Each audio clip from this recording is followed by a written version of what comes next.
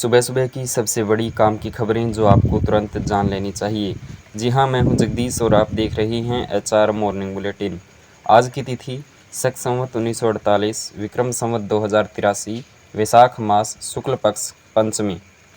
चलिए शुरू करते हैं आज की सबसे इम्पोर्टेंट हेडलाइंस। चंडीगढ़ मोहाली में आंधी तूफान ने मचाई तबाही, भारी बारिश से सैकड़ों पेड़ गिरे, बिजली पानी की सप्लाई ठप। चंडीगढ़ मोहाली और पंचकुला में तेज आंधी और भारी बारिश से सैकड़ों पेड़ टूट गए, जिससे बिजली और पानी की आपूर्ति बाधित हुई।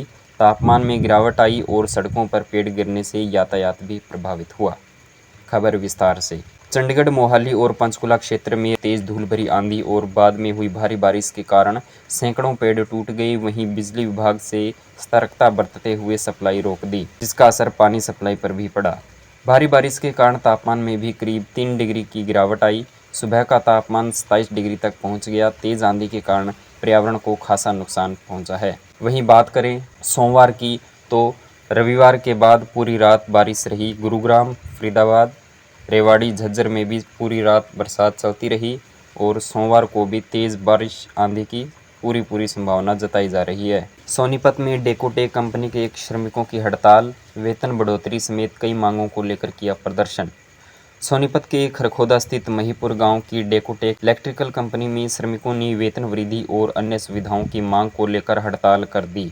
श्रमिकों का आरोप है कि उन्हें कम वेतन मिल रहा है और लंबे समय से वेतन में बढ़ोतरी नहीं हुई है, जिसके चलते उन्होंने 15,200 रुपये मासिक वेतन सहित कई मांगें रखी है। खबर विस्तार से। क्षेत्र के गांव महीपुर स्थित डेकोटेक इलेक्ट्रिकल प्राइवेट लिमिटेड कंपनी के श्रमिकों ने शनिवार की सुबह हड़ताल कर दी। श्रमिकों ने वेतन बढ़ोतरी की मांग करते हुए यह कदम उठाया है। उनका कहना है कि तय मानकों की बजाय कंपनी द्वारा उन्हें काफ़ी कम वेतन दिया जा रहा है, जबकि 8 घंटे से ज़्यादा समय तक उनसे काम भी लिया जा रहा है। इस दौरान श्रमिक पूरा दिन कंपनी के बाहर डटे रहे। इस दौरान पुलिस भी मौके पर पहुंची। वहीं कई कर्मचारी संगठनों ने भी मौके पर पहुंचकर श्रमिकों को अपना समर्थन दिया। फतेहाबाद में रिटायर्ड कर्मचारी संघ का हल्ला बोल, व्यावसायिक और 5 किलो एलपीजी सिलेंडरों की बढ़ी कीमतों का कड़ा विरोध। रिटायर्ड कर्मचारी संघ ने फतेहाबाद में व्यावसायिक और 5 किलो एलपीजी सिलेंडरों की कीमतों में वृद्धि का कड़ा विरोध किया है। खबर विस्तार से। व्यावसायिक और 5 किलो एलपीजी सिलेंडरों की कीमतों में हालिया बढ़ोतरी के खिलाफ रिटायर्ड कर्मचारी संघ की जिला इकाई ने कड़ा विरोध जताया है। संघ ने इसे आम आदमी और छोटे व्यापारियों पर आर्थिक बोझ बताते हुए तुरंत वापस लेने की मांग की है। जिला सचिव बेगराज ने कहा कि व्यावसायिक सिलेंडरों के दामों में करीब 1,000 रुपये तक की वृद्धि से बाजार में महंगाई और बढ़ेगी। उन्होंने आशंका जताई कि होटल, ढाबे और छोटे प्रतिष्ठान इस बढ़े खर्च को उपभोक्ताओं पर डालेंगे, जिससे आम जनता पर सीधा असर पड़ेगा। उन्होंने कहा कि लागत बढ़ने से छोटे कारोबार बंद होने के कगार पर पहुंच सकते हैं, जिससे बेरोजगारी भी बढ़ेगी। मुख्यमंत्री व्यापारी बीमा योजना, 50 रुपये में 5 लाख तक का बीमा कवर। पंजीकरण की अंतिम तिथि बढ़कर 31 मई हुई।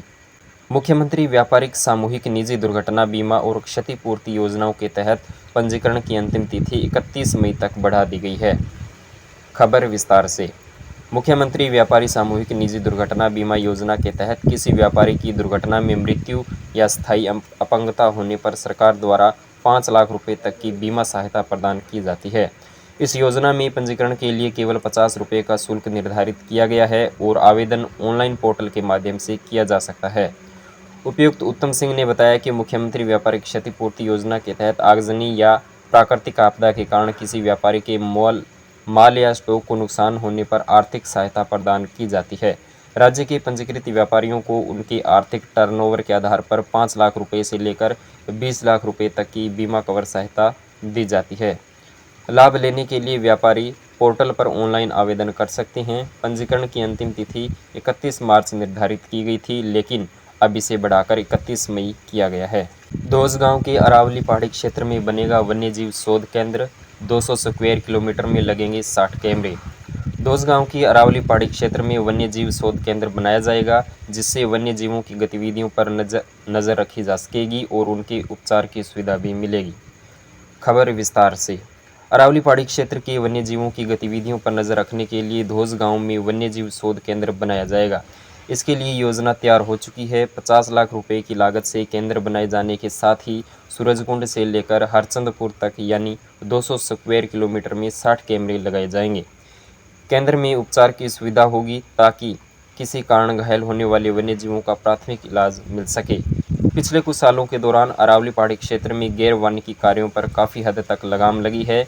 इससे क्षेत्र धीरे धीरे फिर से वन्यजीवों के अनुकूल बनता जा रहा है। क्षेत्र के अनुकूल बनने से अंदाज़ा लगाया जा रहा है कि वन्यजीवों की संख्या बढ़ रही है। आज की खबरों में बस इतना ही। दोस्तों, एक वीडियो के पीछे बहुत ही मेहनत और समय लगता है, तो वीडियो को लाइक करके और चैनल को सब्सक्राइब करके आप हमारी मेहनत का इनाम दे सकते हैं, ताकि आप तक सुबह सबसे पहले सही और तेज़ खबरें पहुंच सकें। धन्यवाद।